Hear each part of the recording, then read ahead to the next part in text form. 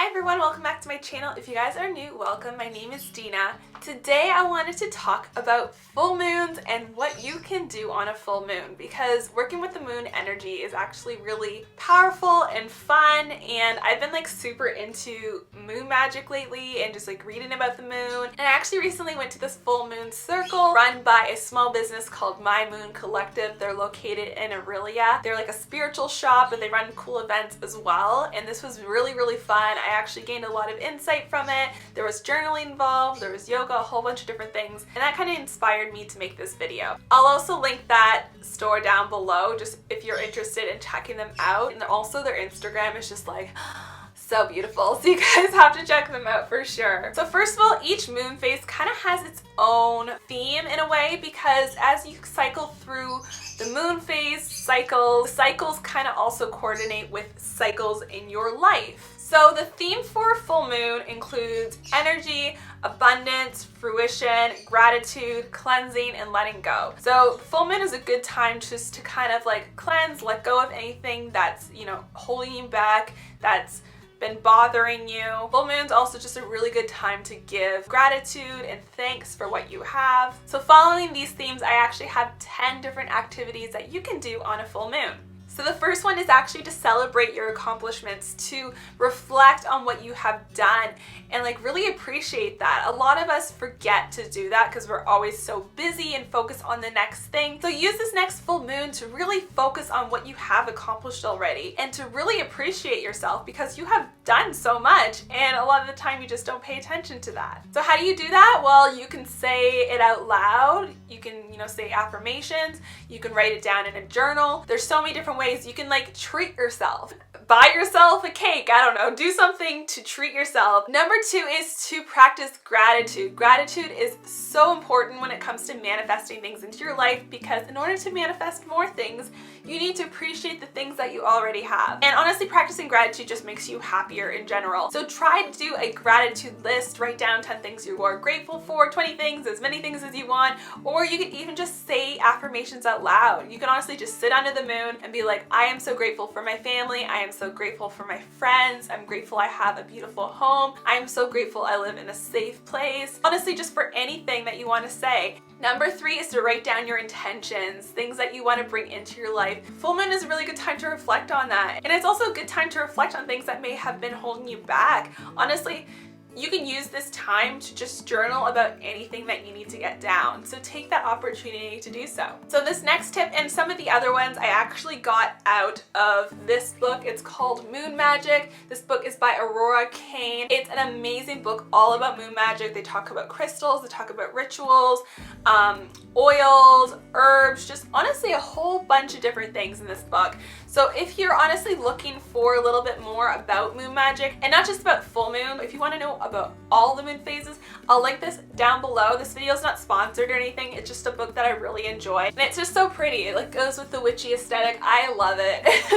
So yeah, if you want to know a little bit more about moon magic, I highly recommend this book, but I also just wanted to credit the book because I got a lot of this information from this book. So another thing that you can do is to incorporate lemongrass and ginger in your routine to help you let go of things. So if there's something that you really need to let go of, whether it is a mindset, a limiting belief, and is sabotaging you and preventing you from moving forward, then this is the time to really, reflect and let go of that. So yeah, they mentioned lemongrass and ginger. Lemongrass, I actually have an essential oil, just like a roller, so I would probably incorporate lemongrass as an essential oil and make that a part of my routine, or even put some in my diffuser. Or you can incorporate actual like lemongrass, like the grass. I'm sure there's a way to cook it or like brew it in tea. I don't actually know, so maybe don't quote me on that, look it up yourself, but you can do that. And then ginger is in everybody's kitchen basically. I enjoy good ginger tea, so I would probably make a ginger tea, and then as I am making it, you can say some sort of affirmation, almost like a spell. So while you're brewing your tea, you can say, I choose to let go of this. Say whatever you feel like you need. Any sort of ritual, any sort of spell is doing things with intention, and it just helps you to move forward, if that makes any sense. The next thing you should do, and this is a very popular one,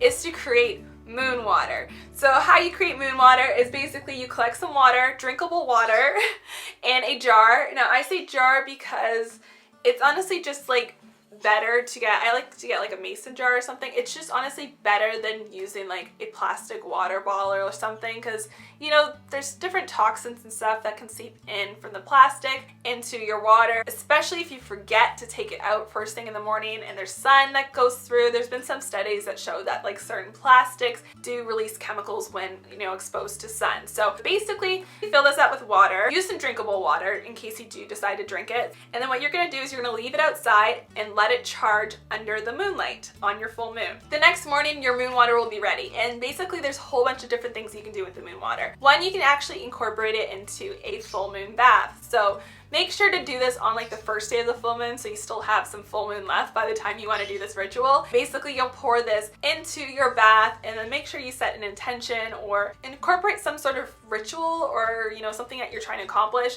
in taking this bath, and then yeah, make sure you incorporate your moon water. So basically you have a bath that is charged by a full moon, which is really cool. Another thing you can do is you can honestly just drink it.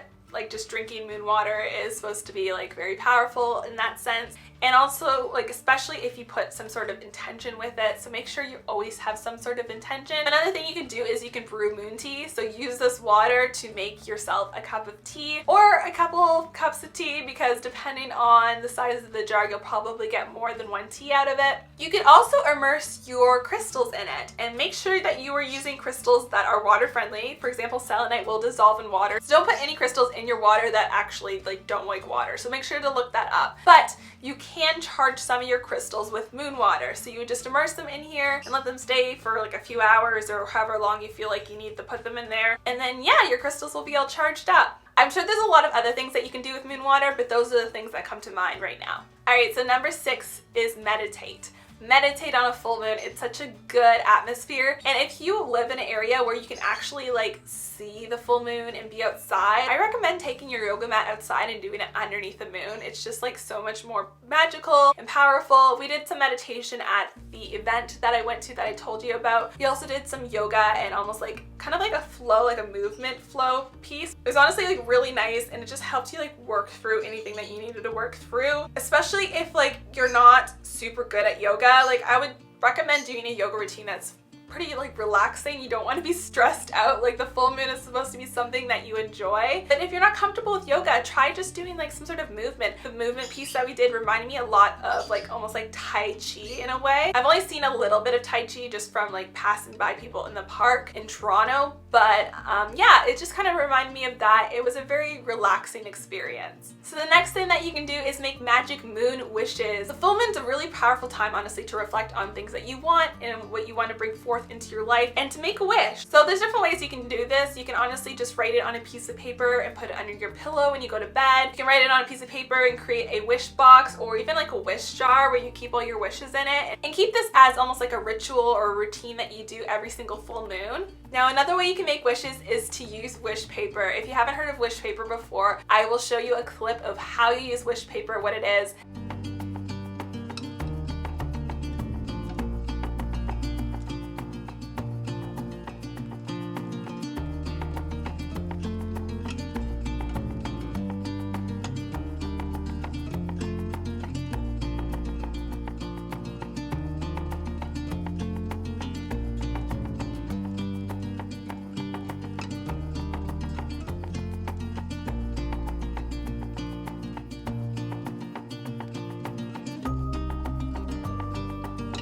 I picked up my wish paper at the Awakened Spiritual Store in Collingwood. I'm sure there's a lot of spiritual stores that actually sell this paper, but I don't think I've seen it anywhere except for this place. You could probably get it online as well. It's really, really fun and a cool way to make a wish. So I would highly recommend trying to find this and using it on a full moon. It could be really, really exciting and fun and just, yeah, empowering for you. Another thing you could do is you can actually bake on a full moon, but when you're baking, you're putting intention into your baking. I would make something with maybe ingredients, herbs and stuff that are actually suggested for the full moon. So like I mentioned earlier, lemongrass, ginger, all that stuff, that is supposed to be good for the full moon. So you can even make like almost like a gingerbread or something like that. Honestly, do your research, get creative with it, but you could, yeah, you could create a baked good and then put the intention into it think about it or say it out loud while you're baking that baked good, and then eat it under the full moon. It's just honestly such a fun little activity that you can do, but it also just helps to put you in the right mindset to start manifesting and doing things in your life that you love. The next thing I would do on a full moon, and this is one of my all-time favorites, is to do a oracle or tarot spread. Now there's actually so many spreads online specifically for the different moon phases. I'll try to find some for a full moon and then link them below in the description box for you guys so you have kind of like a stepping point. Or honestly, you could just like make your own spread if you are a little bit more experienced, and or just like if you want to get creative. Honestly, I feel like anybody can come up with a card spread if they just get creative and have fun with it. I'll show you some of my favorite decks that I like to use on a full moon, or honestly just on any sort of significant moon phase that I really feel like I want to get in touch with. They're all kind of moon, star themed, which kind of makes sense. So I have this one right here, which is the Moonology Oracle deck. I've talked about this one many times. It's just like one of my all-time favorites. It's so amazing for getting a message that I need to hear. Honestly, it's always been accurate for me, and it's honestly perfect for any sort of moon ritual. So whenever it's a full moon or something, I would suggest trying out these ones. Again, a link below for you guys. But yeah, so that's the first one. The second one is this other oracle deck that I have, the Starseed Oracle. It's not moon themed necessarily, but it is like almost like galaxy, space, star themed and stuff, and it just kind of suits the whole vibe of a full moon, I feel. So I would definitely check out that one if you haven't seen that one before. It's a beautiful deck. And then the other one I have is the Moonchild Tarot. So I do like a good tarot deck. Sometimes it just tells you things that you need to hear. My oracle decks do that too, especially this one. This definitely tells me things I need to hear, but some of them are just like super, super positive. Like this one has mostly positive affirmations in it. So getting something like a tarot deck to just like really tell you how it is nice, and this Moonchild Tarot is just perfect for a full moon, so I really enjoy using this one. I actually did bring this one with me to the full moon circle with my moon collective. The very last thing that you could do on a full moon is to incorporate crystals in your routine, no matter what it is, whether it is a moon bath, whether it is journaling, meditation, or honestly anything you can incorporate crystals in. So there's a few crystals that were actually mentioned in this book that are specifically good for a full moon. So one of them they mention is clear quartz. Now clear quartz is really good for amplifying your intentions and also counteracting negative energy. So holding one of these while you're meditating or whatever you're doing can be very powerful. You can put it in your bath. Honestly, do anything that you want. The next one is selenite. So selenite's name actually honors the Greek moon goddess Selene, which I did not know, which is kind of cool. So selenite's kind of perfect for any sort of moon ritual. Selenite's really good for shifting negative energy, so it's very good for clearing a space or even keeping with you while you take part in any sort of moon ritual, just because it keeps all the negative energies away and keeps only positive energy. It's also really good for rebalancing the body, and like I said, it's good at cleansing, so you can use this to cleanse a room before you do your ritual or any sort of space that you're in. You can also use it to cleanse your other crystals. So definitely incorporate some selenite, but keep this far away from your bath or any water because selenite does not like water. So the next crystal you can incorporate is citrine. I have a raw piece here, and then this is what like a polished stone looks like. So citrine's actually really good for instilling optimism and also for attracting prosperity. So if you're doing something, some sort of ritual, or you're trying to bring more prosperity, more wealth towards you, then keeping citrine with you is a really good way to do that. And when I say prosperity, it could be like wealth, like material wealth, like money, but it could also be health as well. So citrine's a really good one to incorporate for that. I actually have this moon app, and it's so helpful for knowing what the next moon phase is. It's called Moon Phase. I don't know if you guys can see it. It's right here. And basically it tells you what moon phase you're in. It also tells you the moon distance, moon age, altitude, when the next cycle starts. It shows you what the golden hour is, so basically the best hours for photography. And then you can even skip ahead the days of the calendar to know when the next full moon is, or new moon, or whatever moon phase you're looking for. So I definitely recommend downloading this app. It's completely free. Also, if you're someone who likes to stargaze, it's a good app for that because you can't see a lot of stars when the moon is really bright in full. So usually you want to go on like a new moon or when the moon isn't so bright. So it's a good app to check for that to see if it's a good night for stargazing. Anyways guys, I hope you enjoyed this video. I hope it gave you some inspiration, some ideas on how to spend your next full moon. If you guys like this video, make sure you give it a thumbs up and comment below and share it with your friends. Honestly, I would really appreciate it. And don't forget to subscribe. Honestly, I would appreciate it so much if you joined our growing family. And let me know if you want to see more videos like this, because I'll definitely make some more moon phase videos for you guys. And I hope you guys have an amazing day.